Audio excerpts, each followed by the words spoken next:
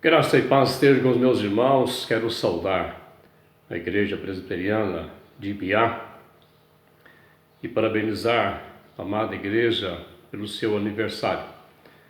Muito obrigado ao Conselho pelo convite de trazer aos irmãos mensagem nesta oportunidade. Obrigado, Reverendo Luiz, Felipe, e desejo que Deus seja bendito e engrandecido com o ministério desta igreja nesta cidade. Eu gostaria de deixar um texto com os amados irmãos. Abra sua Bíblia na carta de Paulo aos Romanos, capítulo 13. Vou ler a partir do versículo 8. Romanos, capítulo 13, a partir do versículo 8. Vamos refletir nesse texto bíblico.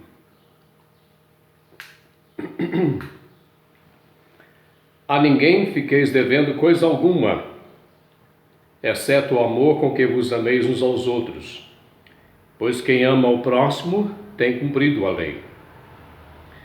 Pois isto: não adulterarás, não matarás, não furtarás, não cobiçarás, e se há qualquer outro mandamento, tudo nesta palavra se resume: amarás o teu próximo como a ti mesmo.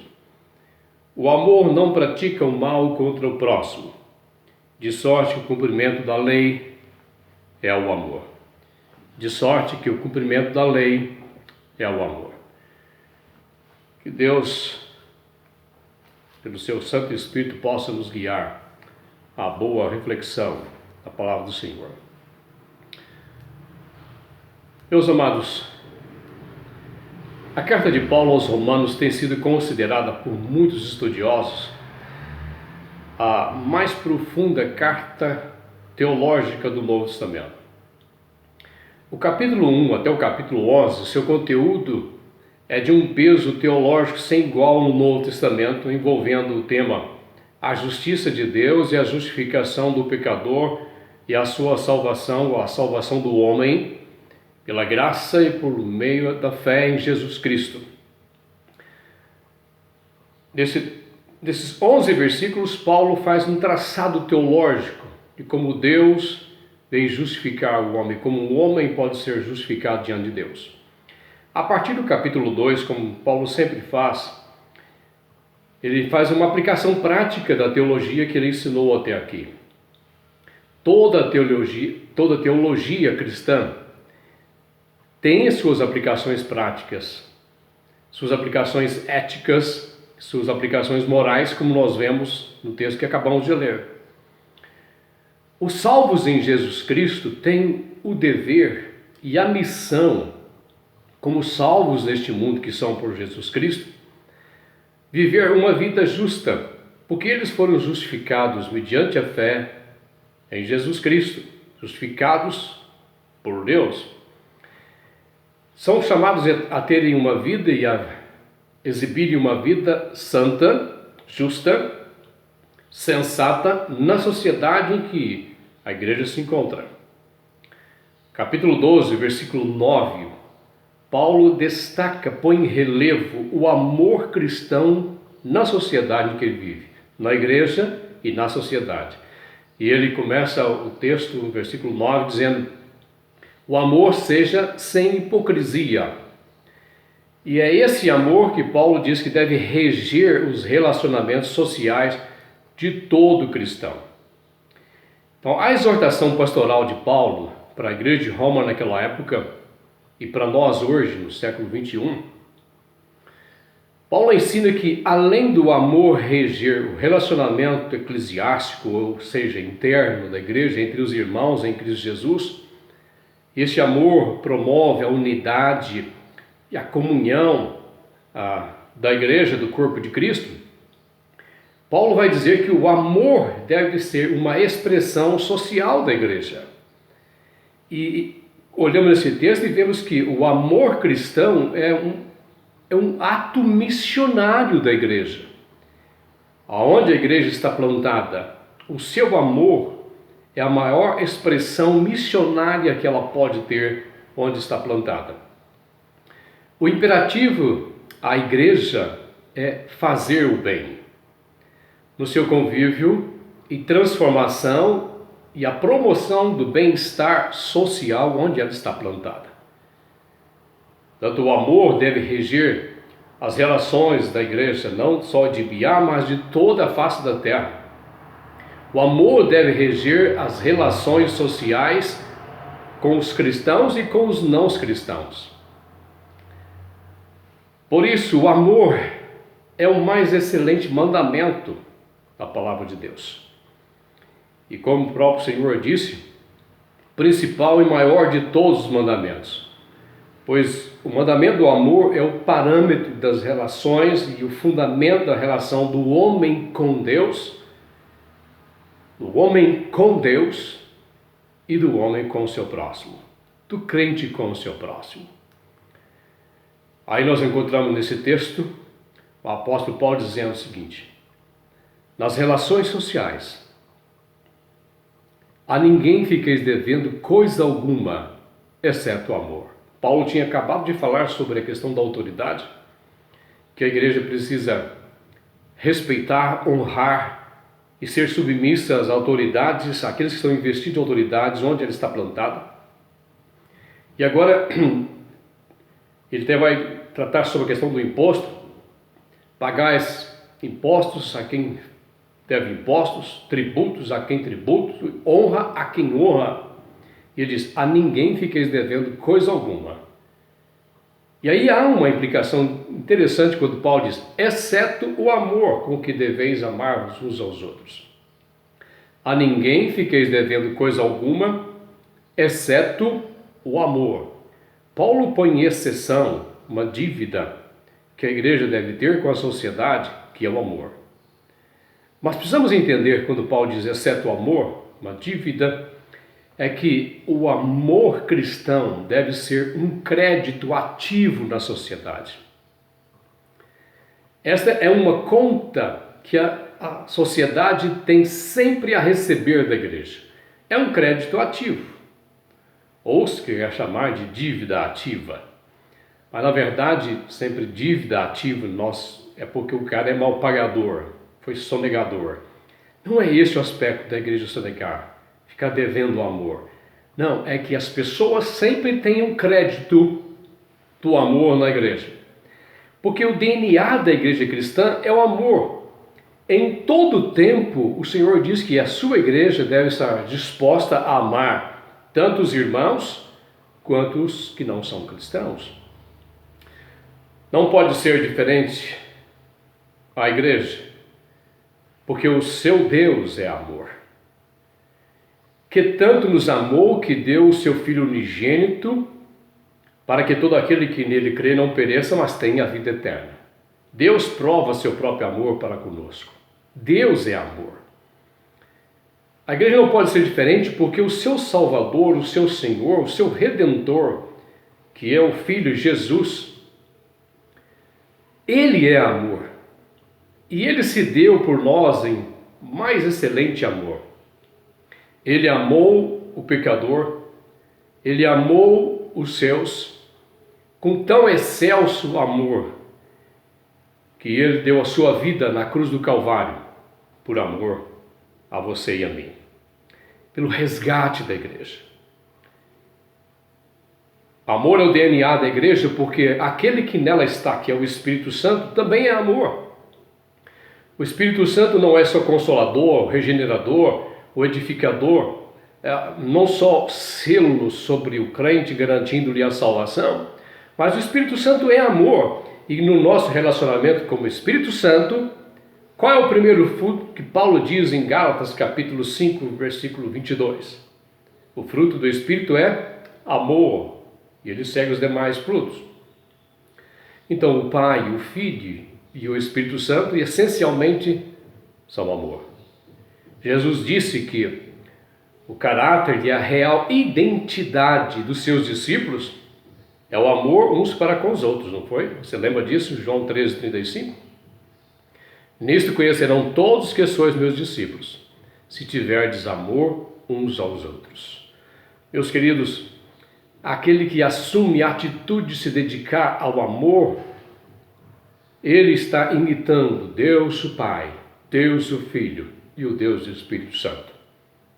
Porque este é o DNA da igreja. E aquele que assume a atitude de se dedicar ao amor é sempre altruísta. Ele sonha mais do que os outros.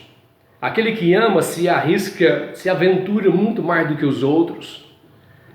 Aquele que ama trabalha e serve com prazer mais do que outros. Aquele que ama conquista mais do que os outros com graça. Aquele que ama é mais recompensado que os outros, porque não há recompensa maior do que a virtude do amor. Quem ama é mais realizado que outros. Quem ama agrada a Deus, pois a sua fé tem os contornos do amor em suas relações eclesiásticas e as suas relações sociais. Este é o DNA da igreja. O mais excelente de todas as virtudes é o DNA da igreja, que é o amor. Vamos fazer uma outra análise desse texto e olhamos que Paulo diz o seguinte: o amor não pratica o mal contra o próximo. O amor não pratica o mal. Na verdade, o amor não faz nenhum mal ao seu próximo. Porque o amor, na verdade, ele é ativo. E há uma palavra que eu quero usar dizendo o seguinte, que o amor é sempre proativo. Sabe qual é a diferença entre alguém reativo e alguém proativo? Reativo é aquela pessoa que espera a ação de outra pessoa para depois agir. Por exemplo, alguém entra aí na igreja e vê que um lustre da igreja está com um fio arrebentando. E essa pessoa olha para este lustre e diz o seguinte: esse lustre demora a cair, ainda vai cair na cabeça de alguém. Estou avisando. E aí quando cai, ele, tá vendo, não falei, aí vai agir. O proativo, ele vê o mesmo lustre que está com um fio arrebentando, e ele diz: esse fio está arrebentando e esse lustre vai cair na cabeça de alguém qualquer hora. E naquele momento, naquele mesmo instante, ele toma providência de arrumar o lustre, ou ele mesmo arruma o lustre. Isso é a pessoa proativa. Assim é aquele que ama. A força deste mandamento não está apenas em não fazer o mal, mas ele é ativo, ele é dinâmico, ele não pratica o mal contra o próximo, ele não fica no aspecto negativo do mandamento, mas aquele que ama, ele pratica o bem, ele faz o bem ao próximo em todo o tempo, quando necessário for. Lembra que Jesus disse o seguinte: tudo quanto quereis que os homens vos façam, fazei vós primeiros a ele. Portanto, o amor antecipa qualquer atitude de outra pessoa. Não é porque a outra pessoa venha merecer. É que, na verdade, esse amor é dinâmico, está pronto a se envolver para fazer o bem. Pouco anterior, no capítulo 12 de Romanos, no versículo 21, o apóstolo Paulo diz o seguinte, que o amor não é reativo, não pratica o mal, ele não é vingativo. Ele diz o seguinte para a igreja: não te deixes vencer do mal, mas vence o mal com o bem. Olha, o amor não age para praticar o mal, não é revídio. Nós lembramos que Paulo disse em 1 Coríntios 13, versículo 5, o amor não se ressente do mal. O servo do Senhor Jesus Cristo não deixa de amar nem quando é ferido. Ele não deixa de amar nem quando é maltratado. Então nós somos chamados para amar a semelhança de Deus e a semelhança de Cristo Jesus. E nós que professamos Jesus Cristo, que temos o seu Espírito Santo, seu primeiro fruto na vida do cristão é amor. Por isso, o amor, e aquele que ama, nunca é omisso, mas está sempre na dinâmica de servir e fazer o bem. Lembra que Tiago disse: aquele que sabe que deve fazer o bem e não faz, nisso está pecando. Ele está quebrando o mandamento. O amor, segundo o apóstolo Paulo, nos relacionamentos sociais que tantas vezes são difíceis, relacionamentos muitas vezes que são com pessoas que não têm os mesmos valores, não têm os mesmos princípios, uma sociedade que abre mão dos valores morais, éticos, religiosos. Paulo diz que o amor, na verdade, coíbe o mal. E o amor promove o bem social. Portanto, que bem a igreja pode fazer na sociedade onde ela está? Terceira coisa que o apóstolo Paulo diz nesse texto é que de sorte que o cumprimento da lei é o amor. Está aí no versículo. De sorte que o cumprimento da lei é o amor. Isso que nos faz pensar de que cumprir a lei é o dever de todo judeu, de todo crente do Velho Testamento e do Novo Testamento. Sabemos que Cristo cumpriu a lei por nós, em nosso lugar. Por isso ele foi maldito no madeiro, assumindo o nosso lugar diante da justiça de Deus.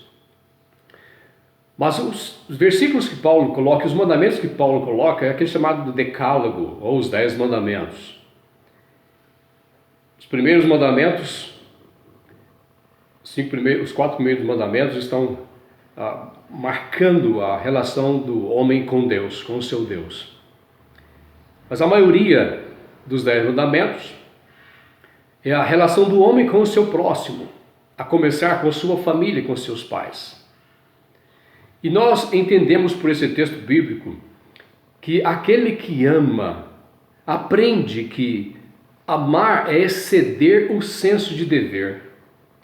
Não fazemos porque devemos fazer, fazemos por amor. O amor excede o senso do dever. Quem faz as coisas simplesmente pelo senso de dever, isso pode se tornar pesado, difícil. Porque o amor, ele excede o dever, e o amor, ele suaviza todo o peso. Quando o apóstolo Paulo diz: por isso, não adulterarás, aquele que ama a Deus, aquele que ama o seu próximo, que ama a sua esposa, não o fará pelo medo do escândalo ou ser descoberto. Mas ele evitará o adultério por amor fiel à sua aliança com a sua amada. A respeito ao próximo e à mulher do seu próximo. O amor excede o senso de dever, do medo. O dever diz: não matarás. O crente não faz um assassinato, ele não faz tal mal por causa do temor do juízo ou da cadeia. Mas o crente não vai matar porque ele é chamado a promover a vida. O mandamento diz não somente não matar, mas o crente que ama, ele promove a vida do próximo. Se importa com a vida do próximo. Diz o senso do dever: não furtarás. O crente não o faz, não por medo da prisão, do policial, mas antes ele não vai furtar, porque ele ama o seu próximo, e ele é tão generoso, que com o ganho do seu trabalho, ele aprende que o próprio ganho do seu trabalho é para fazer o bem, para socorrer o próximo e o necessitado. Então não tem o desejo de tirar dos outros, mas o amor nos faz dar aos outros. Diz o dever: não cobiçarás. Aprendemos com o Senhor a dar em vez de cobiçar. E o crente não faz a quebra desse mandamento por receio de ser desprezado pelos outros, de serem chamados talvez de mau caráter. Não é por este aspecto, mas nós aprendemos a não cobiçar, porque aquele que ama, ele produz em si contentamento, ele se alegra com a prosperidade do outro. Eu creio que aí na igreja os irmãos devem ter a Sociedade da Mocidade, e o mote da Sociedade da Mocidade é muito bonito. Diz assim, alegres na esperança, fortes na fé, dedicados no amor, unidos no trabalho. Esperança, fé, amor e trabalho. Lembrando de Paulo, diz que, porém, o maior de todos eles é o amor. Que vos ameis uns aos outros. É o que Paulo espera da igreja na cidade de Roma. Porque, irmãos, o amor é o segredo fundamental de todas as nossas realizações. O amor suaviza todo o peso ministerial, faz-nos lidar com a igreja com graça, faz termos líderes, pastores, que cuidam daquilo que é de Deus. A nossa filiação ou membresia a algum grupo, alguma igreja, alguma sociedade, essa filiação, membresia, será duradoura se fundamentada no amor, será prazerosa se fundamentada no amor, será enriquecedora se estabelecida no amor. E assim, aquele que ama suporta os outros, aquele que ama compartilha, aquele que ama sofre com e pelos outros. O que ama zela, que ama cuida, vai em busca daquele que está ferido, cuida. O que ama coopera com os outros. O que ama se alegra com a prosperidade dos outros. O que ama tem empatia. O que ama não pratica o mal. Não se vangloria diante dos outros por causa de suas obras, mas sempre o faz por humildade. Assim, uma igreja que ama sempre será relevante na cidade. Uma igreja que ama tem famílias relevantes na cidade. Porque uma igreja que ama sempre suprirá, por este amor, as necessidades da igreja. Suprirá as necessidades da cidade. Ela se envolverá com a sua cidade, com movimentos sociais fundamentados no amor a Deus, no amor a Cristo, no amor do Espírito. O seu DNA é amor. Assim a igreja enriquece a cidade. O amor, portanto, é um credo que os irmãos sempre terão que suprir, pagar àqueles com quem vocês relacionam. O amor é um crédito que os irmãos eclesiásticos e a sociedade em que nós vivemos sempre terão com aquele que conhece a Cristo Jesus. Que Deus promova pelo seu Espírito, pela liderança desta igreja, o ministério desta igreja na cidade de Biá. Que o Senhor seja gracioso e os abençoe. Graça e paz, Deus Pai, de Cristo Jesus, do Espírito Santo, esteja com os meus irmãos. Amém. Muito obrigado por esta oportunidade.